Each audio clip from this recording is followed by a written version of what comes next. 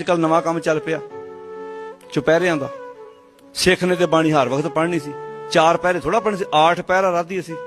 हुण बाणियां दी 8 पैर रधना, वो कहंदे 4 पैर रधना। ते फिर उत्थे बनाया की जा रहा जी, साडे सिर ते करजा बड़ा सी, बाबा दीप सिंह ने साडा हुण करजा तुसीं पुठे कम्मां लई लिया होए ते बाबा दीप सिंह थोड़ा जिम्मेवारी चुकूगा। सिੱਖੀ विचारधारा कुछ होर सी, असीं लिया किते होर जगह ते खड़ी कर दित्ती। फिर जी इत्थे जोत जगदी आ, जिहदे ढिड ते पीड़ हुंदी आ, ਉਹ जोत दा घिओ लाओ ते ਜਿਹੜੇ ਦੱਸਦੇ ਆ ਨਾ ਉਹਨਾਂ ਦੇ ਆਪਣੇ ਵੱਡੇ ਵੱਡੇ ਹਸਪੀਟਲ। ਮੈਂ ਕਦੇ ਕੀ ਸੋਚਿਆ ਸੱਚੀ ਬਾਬਾ ਦੀਪ ਸਿੰਘ ਆ ਜੇ ਨਾ, ਉਹਨੇ ਖੰਡਾ ਖੜਕਾਉਣਾ ਇਹੋ ਜਿਹਾ ਵੀ ਕਮਲਿਓ ਮੈਂ ਤਾਂ ਗੁਰੂ ਰਾਮਦਾਸ ਜੀ ਦੇ ਦਰ ਦੀ ਸਤਿਕਾਰ ਲਈ ਆਪਣਾ ਸੀਸ ਲੇਖੇ ਲਾਤਾ, ਤੁਸੀਂ ਕਮਲਿਓ ਮੈਨੂੰ ਗੁਰੂ ਰਾਮਦਾਸ ਨਾਲੋਂ ਵੱਡਾ ਬਣਾ ਕੇ ਪੇਸ਼ ਕਰ ਰਹੇ ਹੋ। मैं तो गुरु रामदास जी की शख्सियत वास्ते, उन्होंने सत्कार वास्ते अपना आप कुर्बान कर दिता।